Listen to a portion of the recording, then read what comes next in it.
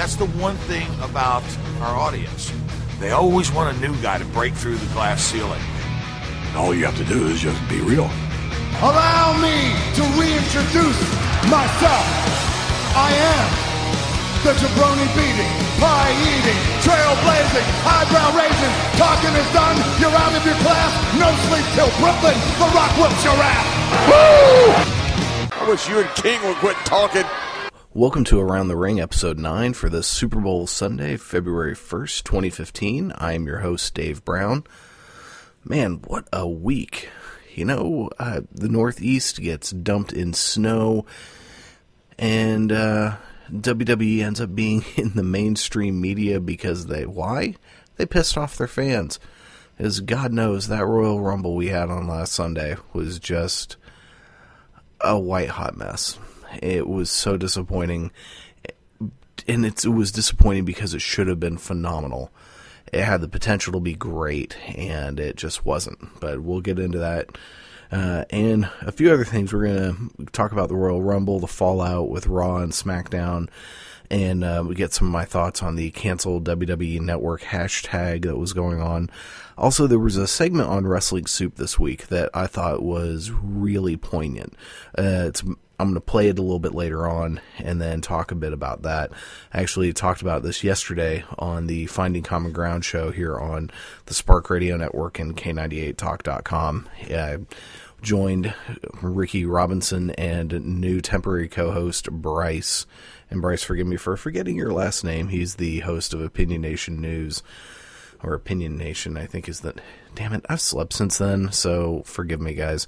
Anyway, that was a show I used to be the co-host of, and will go back to from time to time when my schedule allows, but my work has changed. I work now on Saturdays. That's when the show is, so I can't do it anymore. Long story short, I was on the show for a few minutes in the morning and talked about this whole mess because it kind of delves into politics and Americans' take on politics and how Americans are often, looked down upon for not paying attention to important things in the world and in life, and instead focusing on football and wrestling and things like that. And we all know that today of all days is one of the few days of the year when collectively the citizenry of the United States of America stops what they're doing and focuses on one event.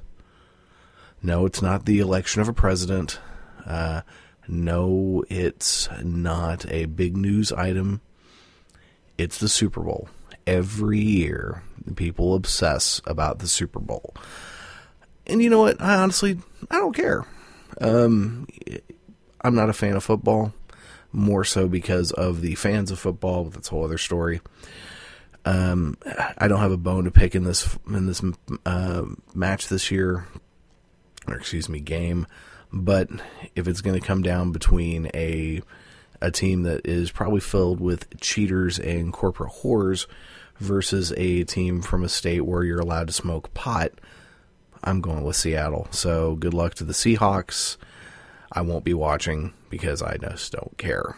But on to what we really want to talk about this week, which is pro wrestling and the white hot mess that it was.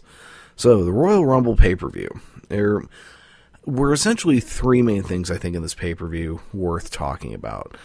During the pre-show, there was the Tyson Kidd Cesaro versus New Day match, which originally was supposed to be Tyson Kidd, Cesaro, and Adam Rose against all three members of the New Day in an elimination six-way tag team match. Apparently, Xavier Woods is hurt.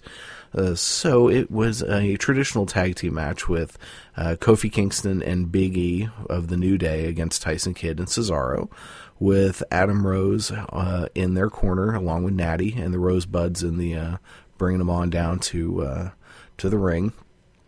This match was great. First of all, the crowd in Philadelphia, which we're going to talk about a lot later because there's a lot of controversy behind that crowd, and mostly in the way WWE looks at that crowd reaction. But this crowd was great. They were on fire, and when Cesaro and Kidd came out, there were loud Cesaro chants. Who ever would have thought you would be somewhere and you would hear Cesaro chants. Because, according to Vince McMahon, he's he's Swiss. And maybe that's why he doesn't connect with fans. No, he doesn't connect with fans because you write horse shit for him and you make him say stupid things. But that's a whole other story. Anyway, match was really, really good. And let's be completely honest. Tyson Kidd and Cesaro, you could put them in there with a dummy and a box of Raisin Bran, and the match would still be good. That's how great these two guys are. And the New Day guys, Kofi is fantastic. Big E is really good. So you're going to have a good match. It was a great match. Kidd and Cesaro end up winning. Tons and tons of fun. Cesaro and Kidd are really turning into this fantastic tag team. And I hope they finally do something with these two guys. Because one, these are guys that can go out there and in a match make anyone else look good. You have a match with Cesaro, you have a match with Tyson Kidd, or better yet, you have a tag team match with Cesaro and Tyson Kidd. Everyone is going to look great by the end of it. That is how good these two guys are. So the fact that, one, we have a horribly depleted tag team division, so you get these two guys who are two of the best in the ring right now, put them together, let them go out and do some tag team action. It's great. I mean, this is gold written all over it. I'm hoping that they eventually do get a shot at the tag team titles. That was started to, I think the foundation for that feud was laid at SmackDown this week, which we'll get to in a little while.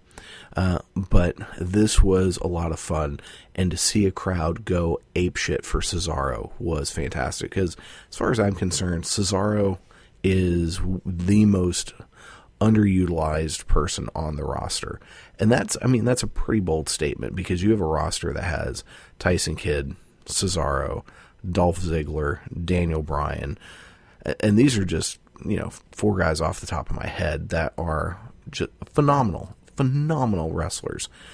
And WWE can never seem to do right by them or use them properly, and it's a freaking shame. So anyway, this match was a lot of fun. It was on the pre-show, so if you only watch the Royal Rumble pay-per-view itself, this is definitely worth going out and finding. If you canceled your WWE network, like so many people apparently did, then you're going to miss out. But if you still have it, or if you can find it online, it's well worth watching.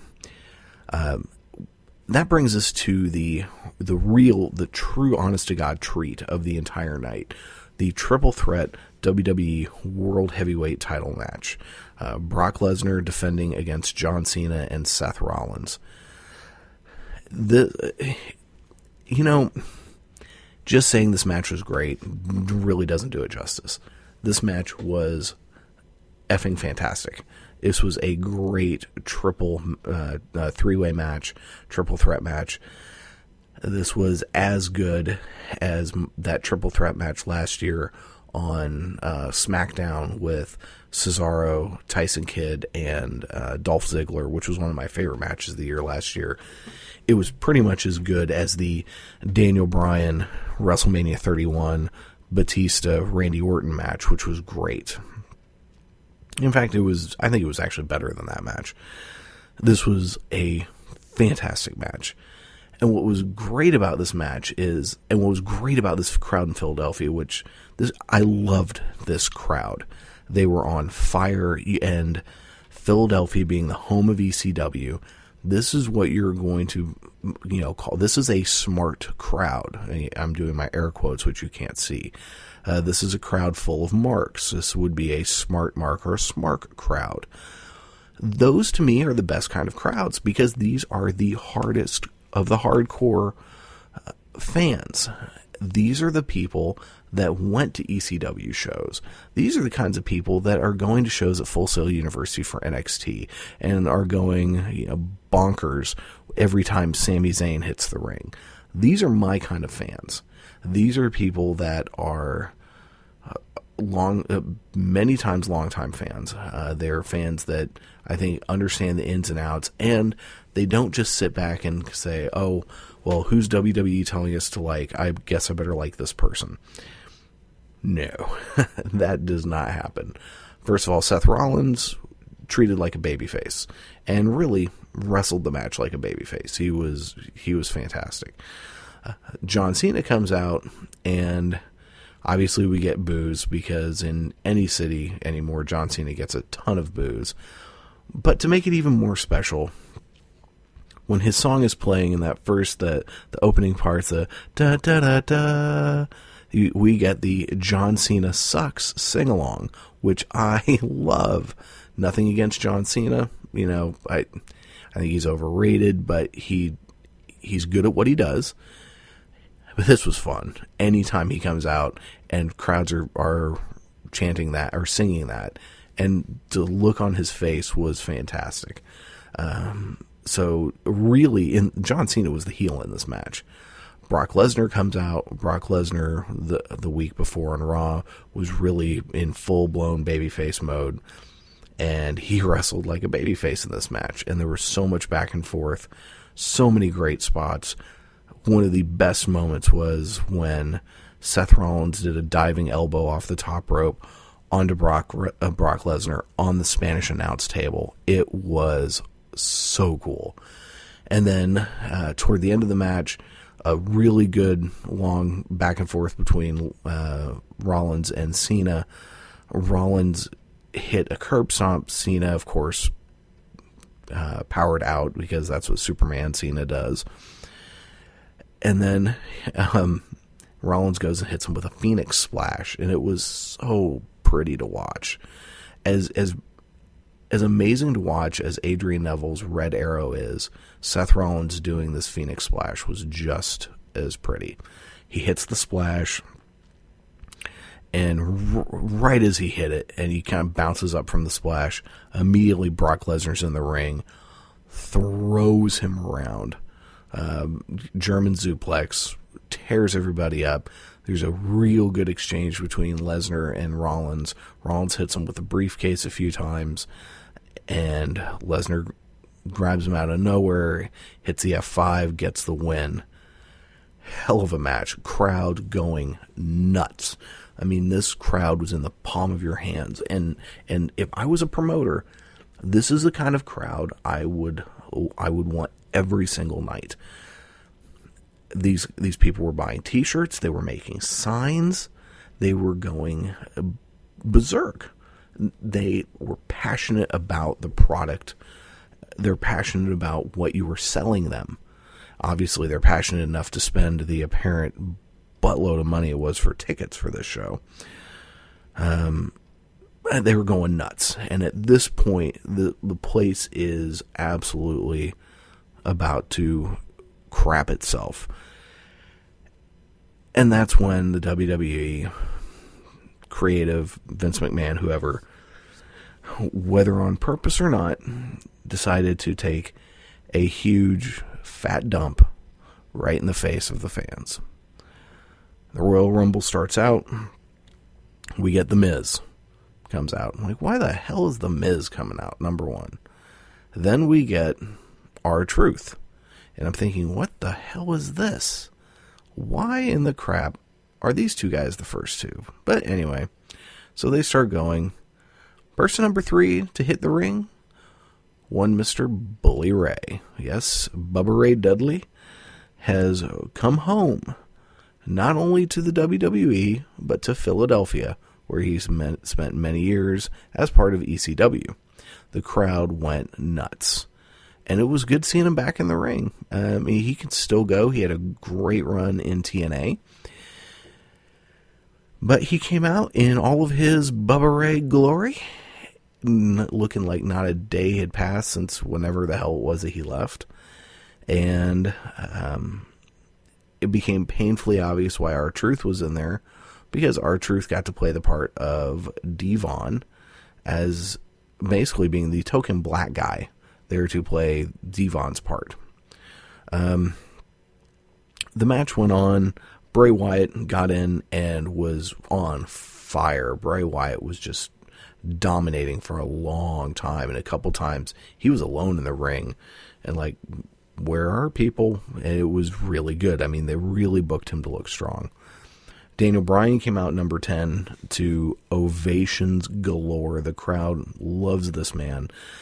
And that I still don't understand why the WWE can't fathom or can't understand that this guy is so over. He was gone for 9 months. You figure, well, if it was just a fad, it'd be done. No, he is just as popular now as he ever was. And they think, oh, it's just the yes chant. No, it's not just the yes chant. That's not it. They are cheering for him because he is the ultimate underdog and because, by God, he is damn good in the ring.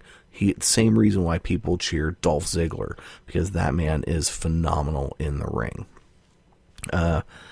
So at one point, Tyson Kidd comes out, and Bryan and Kidd have a great few minutes going back and forth. And I tell you what, that is a match I would love to see at some point. Even if it's a throwaway match on SmackDown or on Raw. Hell, if it's on Main Event, I'm going to watch it. But Tyson Kidd and Daniel Bryan, their back and forth was just so much fun.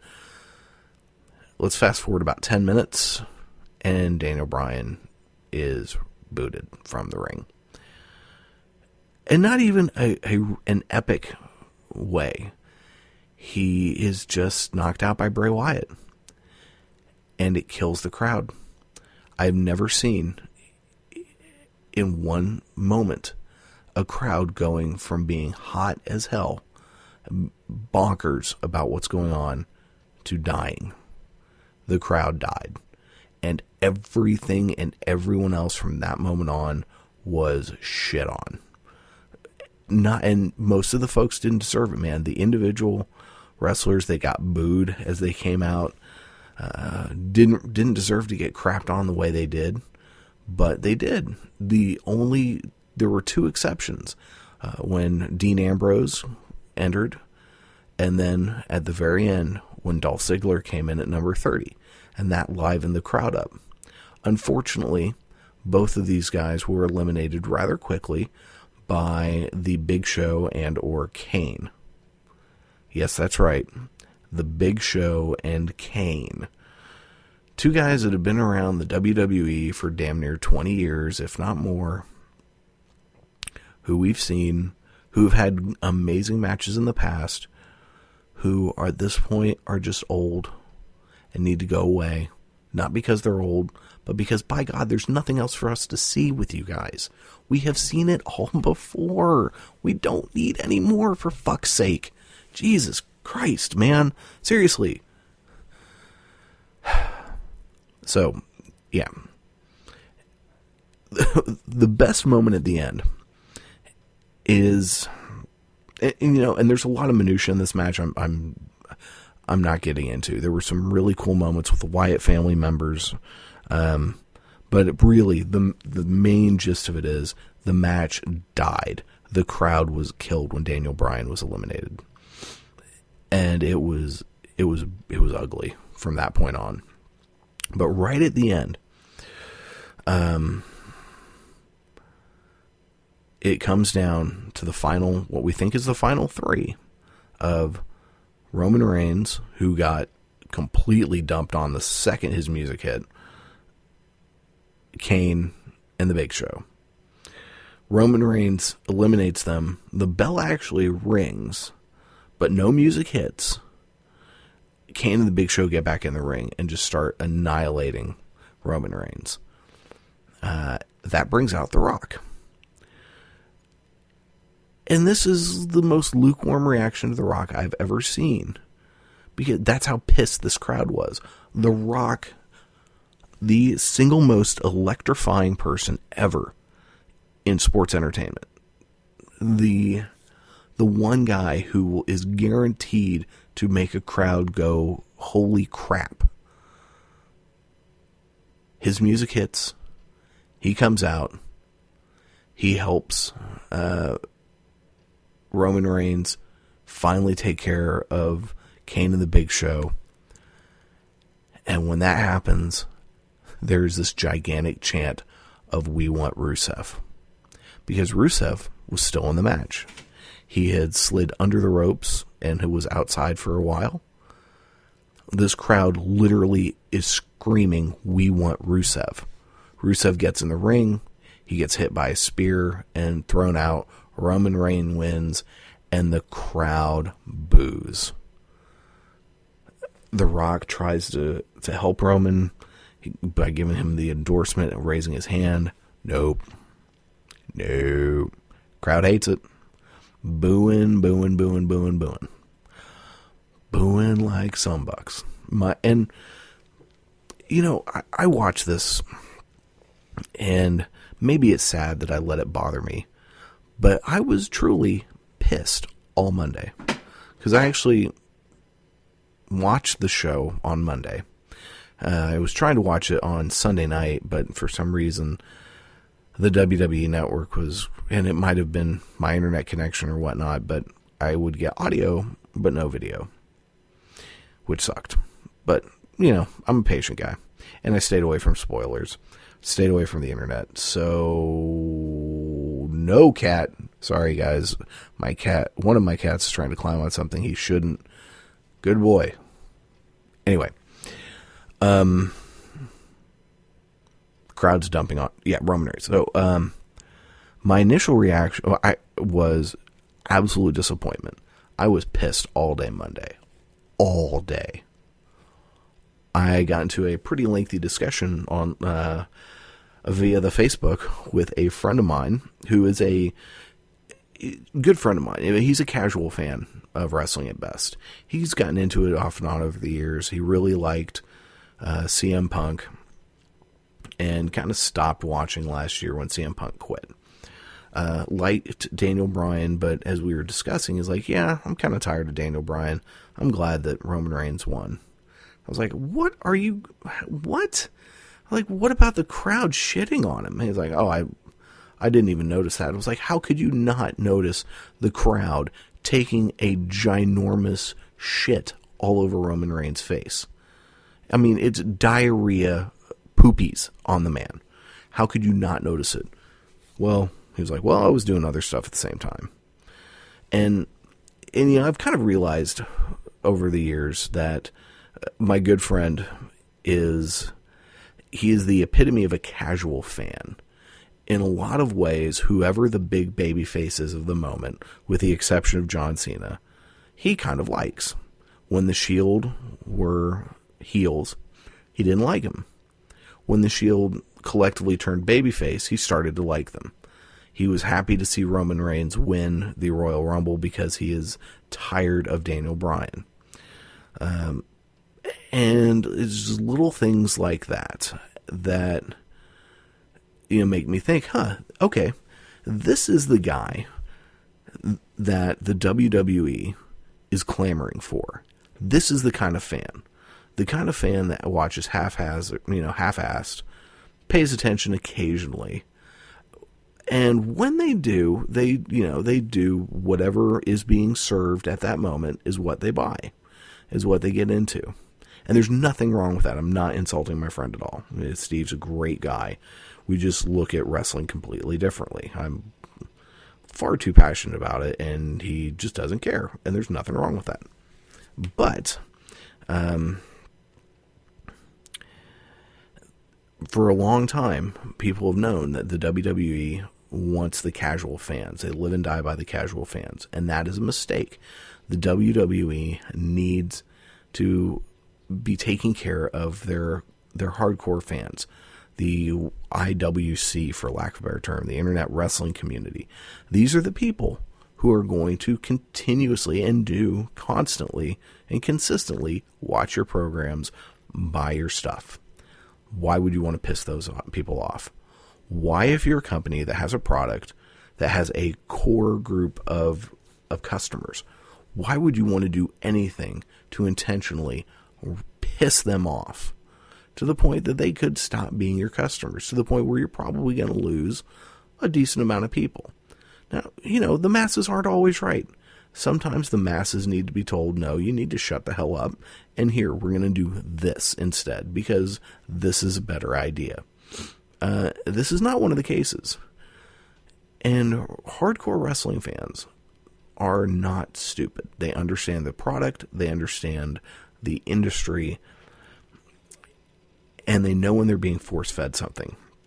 And in the case of Roman Reigns, here's a guy who is going to be a star for years to come. He is going to be the guy.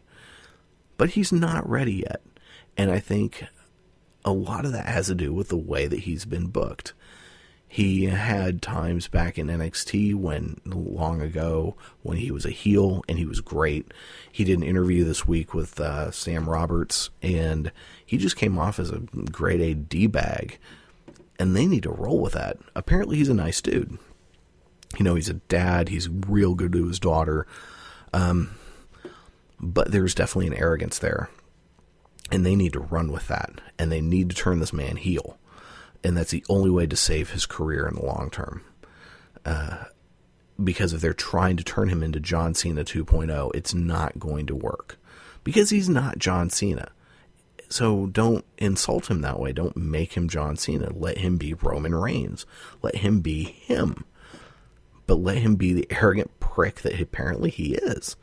Do that and he will get over.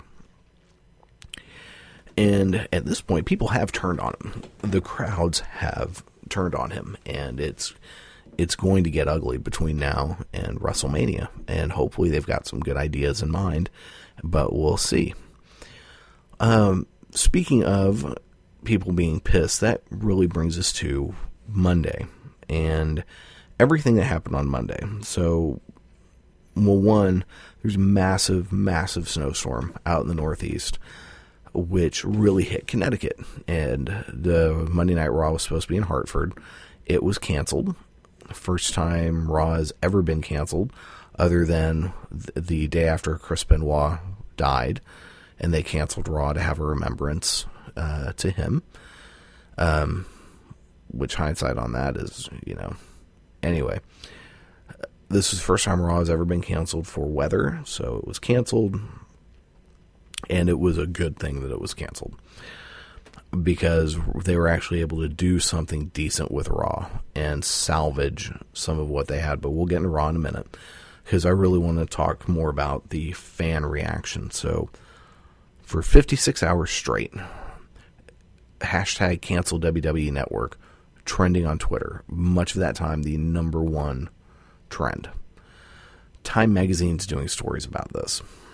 All sorts of news outlets, media outlets are doing stories about how lividly pissed WWE fans are. And, the WWE has had this idea of, or this attitude of treating their fans like shit. They know better than the fans, and Vince McMahon is kind of this arrogant aristocrat who looks down at his core audience. God knows he looked down at the WCW fans and the WCW brand. God, those Southerners, that's pro wrestling. We don't do pro wrestling. We do sports entertainment. And it's just ridiculous. And the only way to ever affect anything with any big company, honestly, is to affect its paycheck, affect the pocketbook. And this whole canceled WWE Network thing that happened was a big deal. The cancellation part of the page on the website stopped working. Whether they pulled the plug on it, whether it crashed, whether or not it was something else crashed somewhere on the internet preventing people from getting there, it doesn't matter. People tried to cancel and they couldn't. That's actually pretty bad, and that can lead to some legal issues for the WWE at some point. But this was a great way for fans to let the WWE know they were pissed. And they should have, because they should be pissed. It was a Royal Rumble that should have been amazing. That was a honking piece of poo. And it's a crime. And, people can piss and moan online, but canceling the WWE Network can really have a huge effect on the success of the company. And I have said all along, I want the company to succeed, but I want them to get their head out of their ass, because they do stupid stuff. And they really are a shining example of everything that is wrong with this country and with the way our economy works and everything. They don't listen to the people. Occasionally they do, and they throw people a bone. And it's just it's really pathetic. Which brings us to Wresting Soup this week. And during Wresting Soup, and they were discussing the whole reaction, they played a clip from a British guy who basically hates America, who went on this tirade about how Americans are stupid for being mad about the Royal Rumble and obsessing about football. I'm going to play that clip in its entirety. That clip is about 6 minutes long, and then I want to talk a little bit about that. So here we go.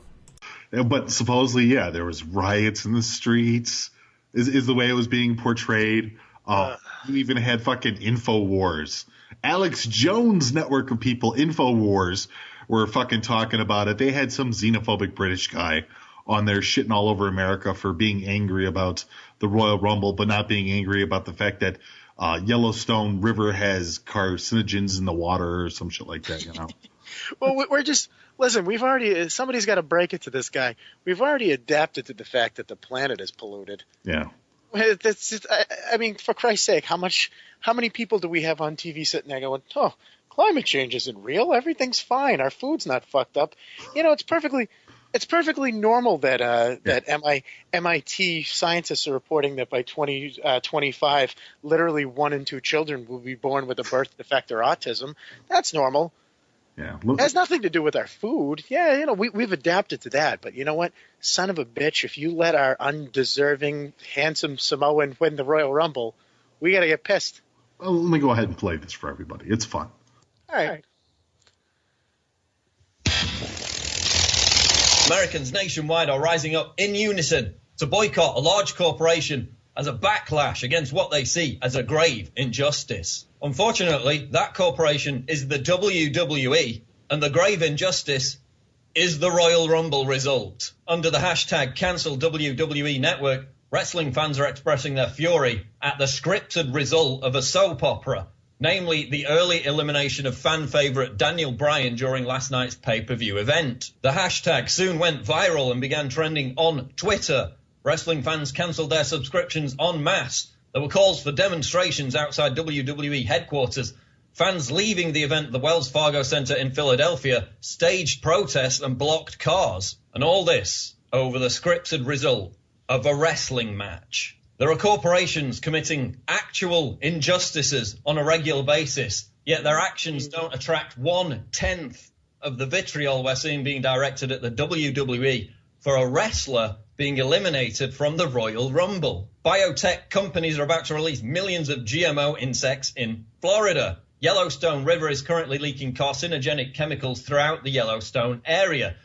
But who cares, right? Because Daniel Bryan got eliminated from the Royal Rumble. While Americans are deeply educated about the intricate details of NFL and WWE, for the most part they remain completely clueless about anything that actually matters, such as what any of their rights are and how they're being eroded. If Americans were equally informed about their constitutional rights as they are wrestling and football, would we see an equal amount of outrage when those rights are under attack? I'm Paul Joseph Watson reporting for Infowars.com. What a cunt. I have a Toblerone in me bum. Fuck you. Americans aren't angry because they're not shaking rabbits in... What? Shut the fuck up, dude. You know what you say to that guy? Yes, they are angry. They're just defeated. That's what... Dude, apparently, I love that these people, like these Alex Jones and these other guys, like, they refuse to accept the fact that they have a lot of time on their hands. Ugh. Like they sit there and they're like, "There's poor, the working class, the working poor, blah blah blah." It's like, yes, that's why they're not uprising, because the system has fucked them into having to submit to these things. Otherwise, they will starve to death. There is nobody left alive that hasn't seen the system fail. Yeah, that's. Oh, dude, last night I got out of work, right? And I went to the grocery store near my house, and one of the guys that was working as like a stock night shift guy, because it was like 10 o'clock at night, and I'm just in there. I wanted some milk and cookies. I shit you not. I got some milk and some cookies. And I'm walking around, and I hear the guy, and I literally did a circle because this guy's just going on, and he's just saying like the funniest. It sounded like he was on the Joe Rogan Experience. Like it's just like he's like, the system is fucked up, the GMOs and all the things in the food and blah blah blah. And the guy's like very eloquent, and he's sitting there and he's just stocking the shelves at a Stop and Shop. And I'm like, wow, this guy's really fucking smart. Like, I actually wanted to just stop and just listen to him. Yeah. And just listen to the guy. So I'm thinking to myself, when you hear, oh, the fucking Americans, they don't know anything. They're willingly ignorant. It's like, no, they're not. It's just, what can they do? Right. What can truly be done? Well, maybe right? if we tweet about it, we can fix those carcinogens in Yellowstone, right? Yeah. Maybe if we tweet about it, we can actually fix the corruption in our political offices. No, that's what it is. I got you. Yeah. I know what we to do. just don't fucking know that already. Yeah, we don't know that we live in a fucking miserable oligarchy. We don't know that. Yeah. Right. No one's aware of that. No one's aware of the fact that, the Koch brothers, I can't even pronounce it right, are going to spend like $1 billion to rig this election that's coming up. Nobody knows that. Right. We understand that the shit sucks. It's just, guess what? We have more of the ability to discuss things like football and wrestling. The ship is doomed. Okay, this is a doomed ship. It is. It's a ship going down fast. But let us enjoy our silliness. But okay, fine. If you're talking about individual topics, sure. Raising awareness for that could actually lead to people educating themselves on it. But if you really think that enjoying entertainment of any variation automatically makes you a dumbass, I'd have to disagree. Yeah, you should just, honestly, you should just sit around and stew in your misery. Yeah.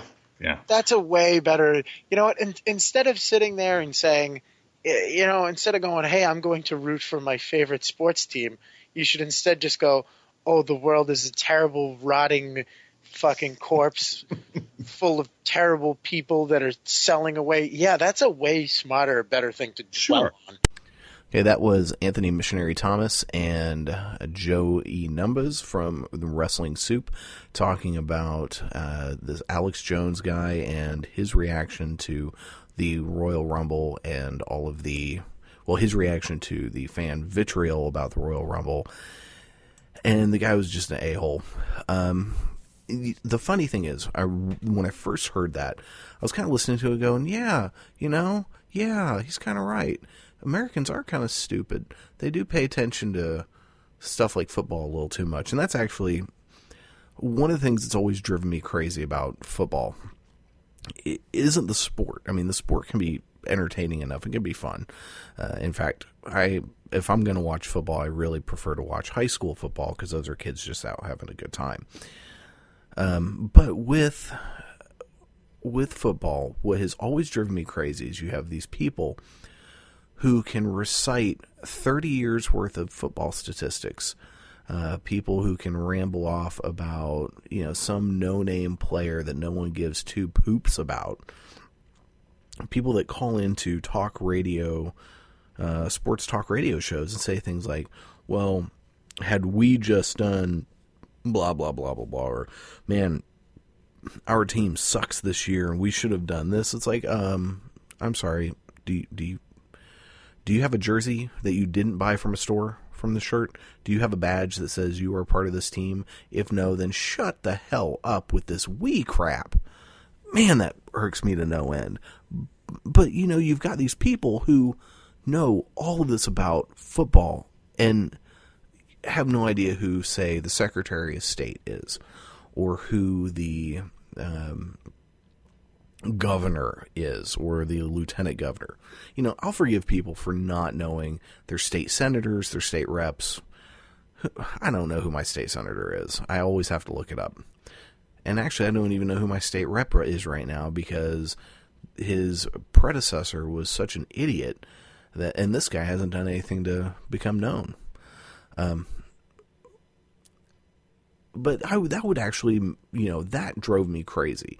And then talking to people that they're just ignorant of how things works does drive me crazy. So I kind of, I'm listening to this, I'm like, yeah, this guy's kind of right. And then when I listen to Missionary and Joey's response, I was like, that gives me a new way of thinking about this. Because I personally am someone who used to follow politics a lot, and I just don't anymore. I can't. I don't have it in me. I don't have it in me at all to follow politics, which is funny considering for the last couple of years I've been the co-host of a political, podcast, online radio show on the Finding Common Ground show, which you can check out on K98talk.com or the SparkRadioNetwork.com.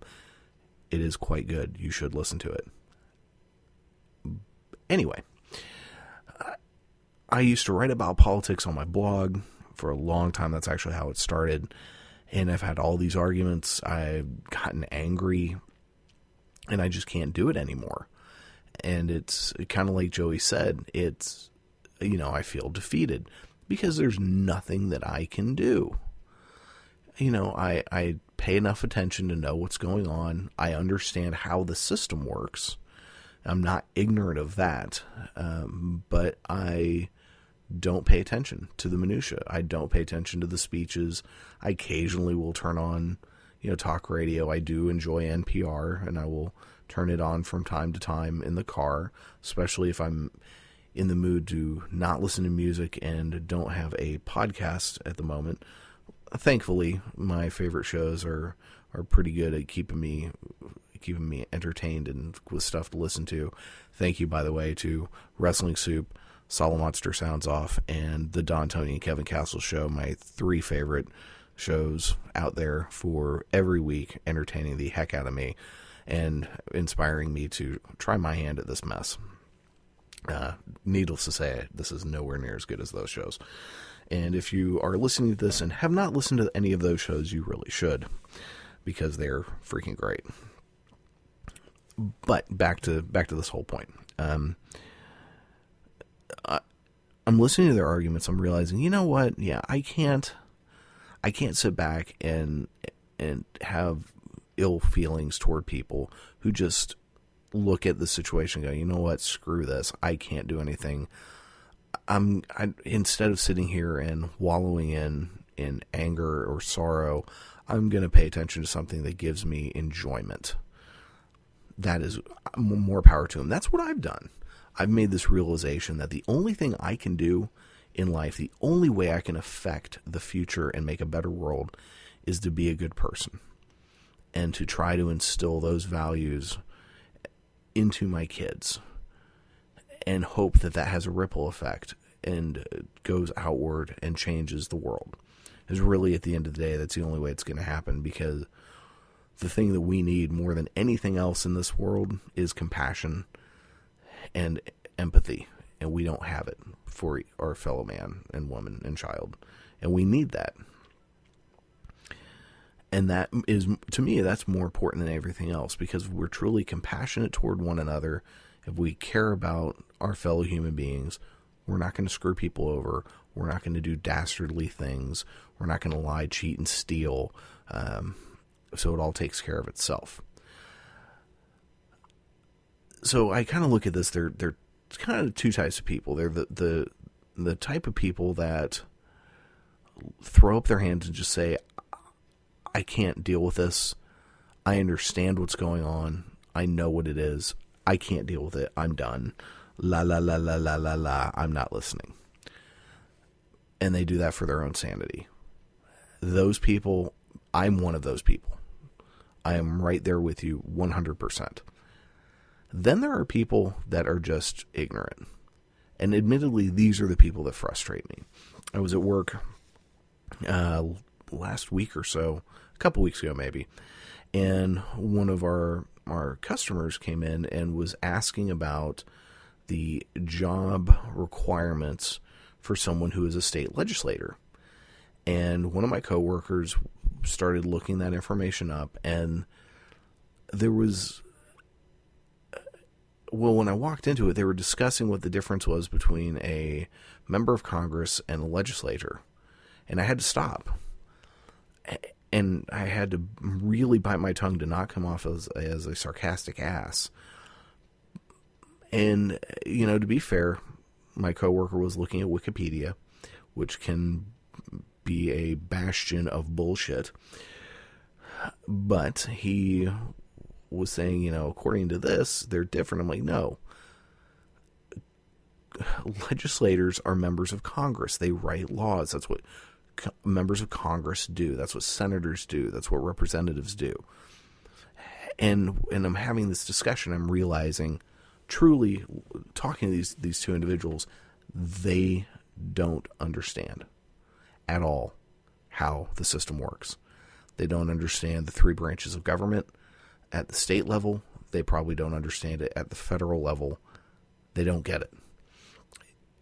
And whether or not it was they just were too concerned with getting laid or football in school,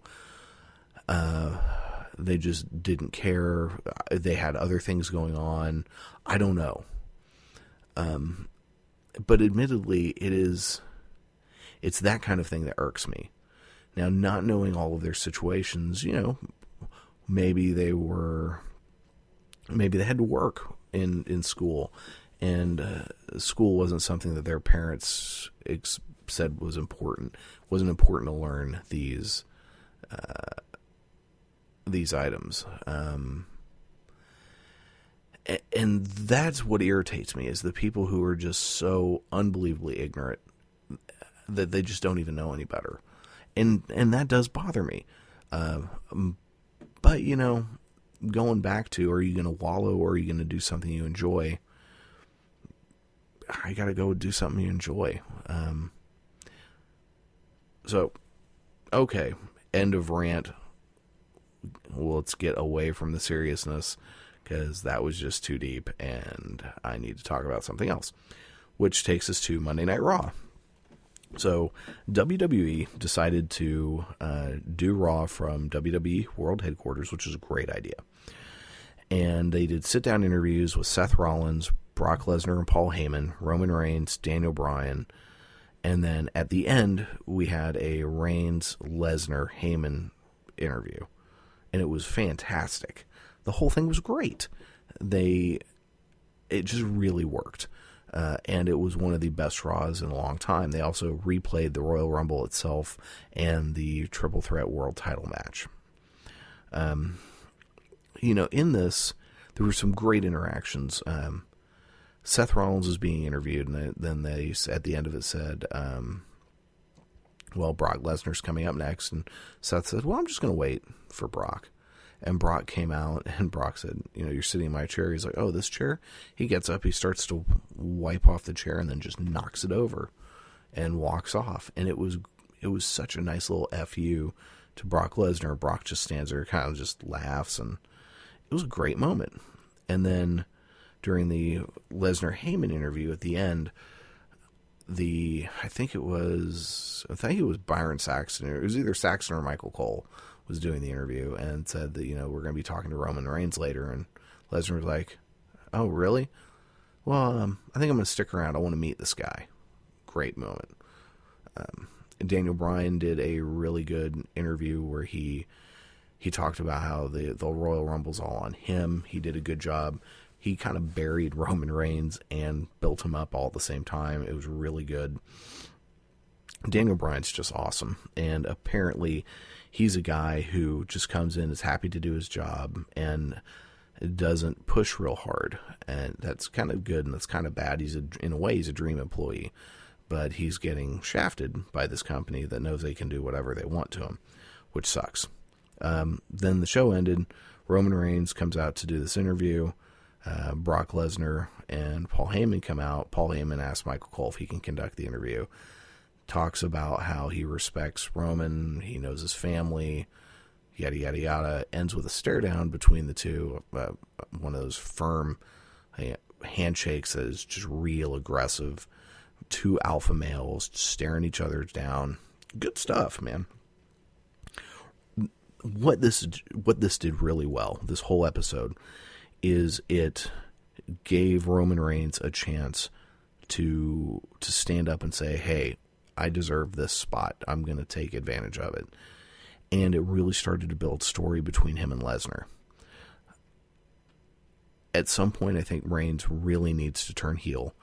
Solid Monster had someone who wrote into his show and gave this awesome suggestion of have somehow Reigns and Bryan have to fight for the number one contendership at Fastlane, with Bryan winning, which sets up a match between Reigns and The Rock at WrestleMania.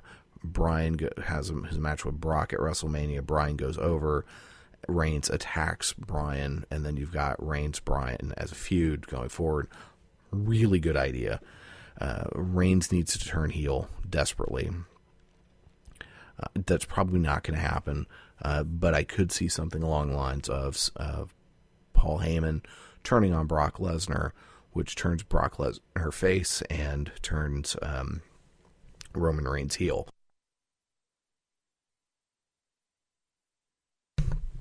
And that could work really well. So let's hope that they do something like that. Which kind of brings us then to SmackDown, which really SmackDown was Raw for this week. Only two real major things happened on SmackDown. Tyson Kidd had a match with, I think it was Jimmy Uso, or it might have been Jay. I hate to say it, I get those two guys mixed up. They're twins, for Pete's sake, forgive me. Really good match. Tyson Kidd won. It was awesome. This, I think, is laying the seeds for Tyson Kidd and Cesaro going after the Tag Team Championship, which would be fantastic. I'd love to see those four guys go at it. And then there was the Daniel Bryan Kane casket match, billed as the end of this feud. And thank God this feud needed to end, because these two guys have been going at it for a long time. It was really, really good. Kane can still go. Daniel Bryan is amazing. And the casket match, which is kind of hokey and dumb, but this was a lot of fun. And they did a really good job with it. And it was a great ending. Daniel Bryan won, as he should have. Ended with him standing on top of the casket, doing the yes chant.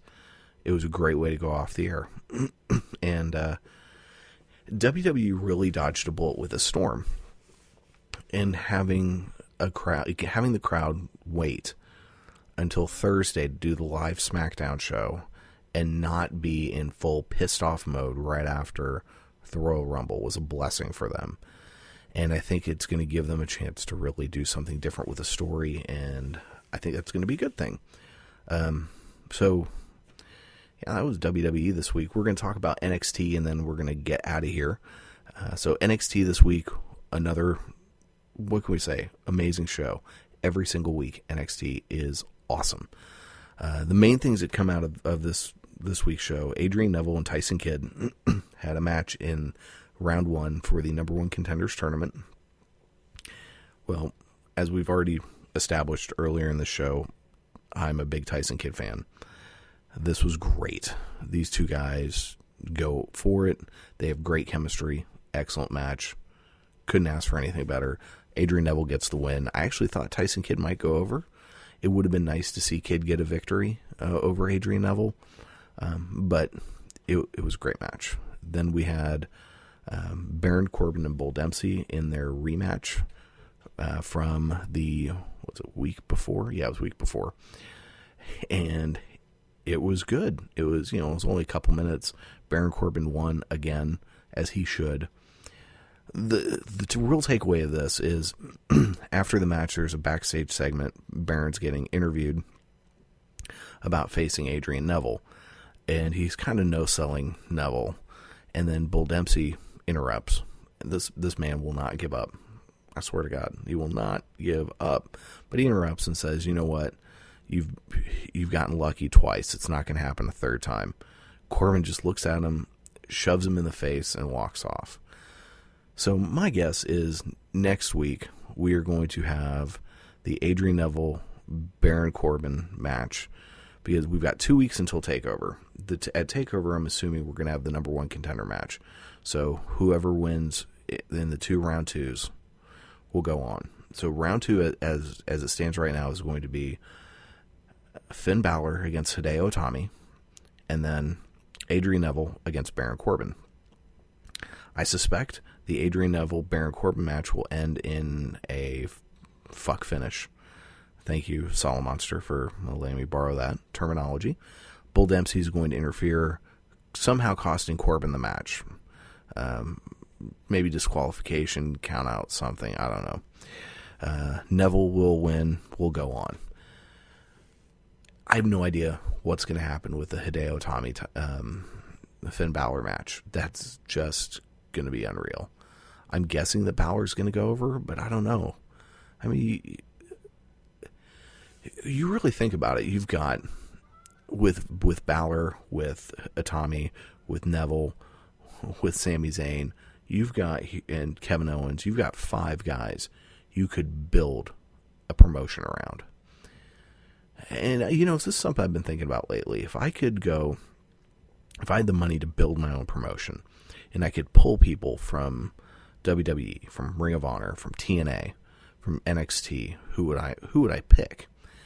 And so in my fantasy booking of making my own federation here, my own territory, I'm definitely going with the NXT 5. Sami Zayn, Kevin Owens, Hideo Itami, Finn Balor, Adrian Neville. Also from NXT, I'm taking Baron Corbin, Big Cass, and Enzo Amore, and Charlotte. So I've got 10 folks I'm taking from NXT. From WWE, Daniel Bryan, Dolph Ziggler, Tyson Kidd, Cesaro, Paige. And there's probably a few others if I really think about it, but those are the main guys I'm pulling. From TNA, would go with Bobby Roode, Magnus, Lashley, Eric Young, and Austin Aries, and Samoa Joe. And then from Ring of Honor, Adam Cole, AJ Styles,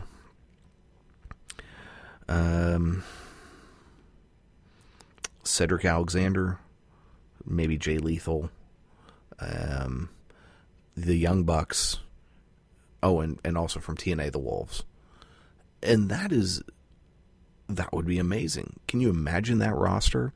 Can you imagine? I mean, that would be an internet roster wet dream right there. It would be incredible.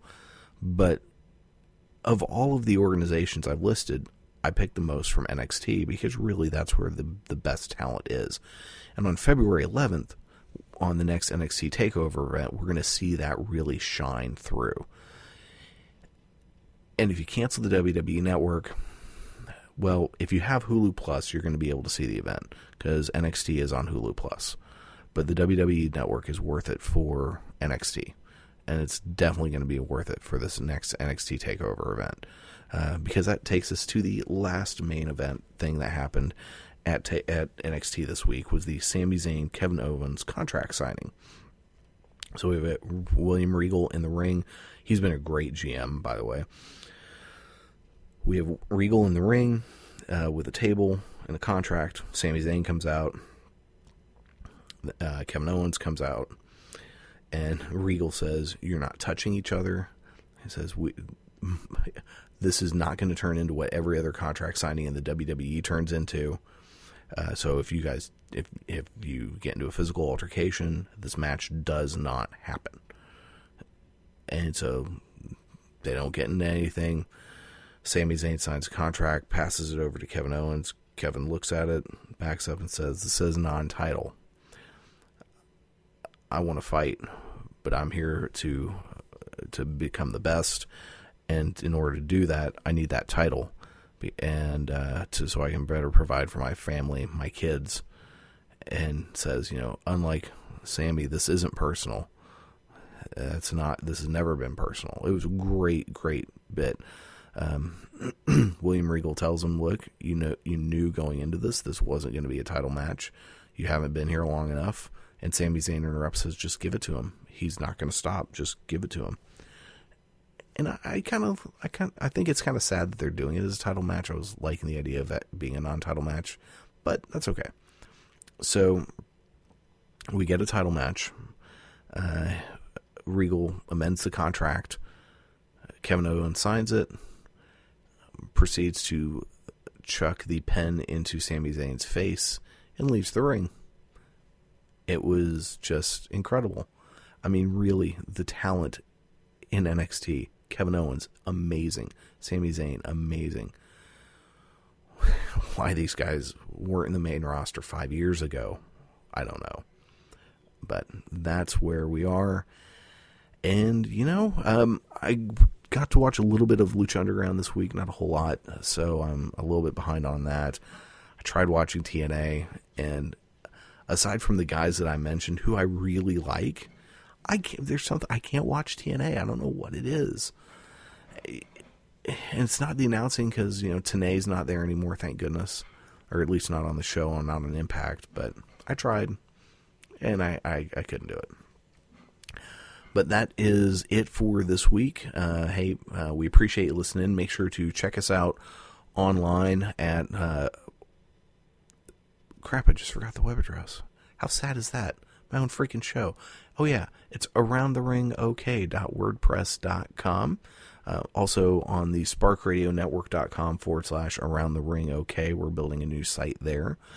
You can also follow us on Twitter. You can hit us up at the handle of @aroundtheringok. Give me a follow. That'd be awesome.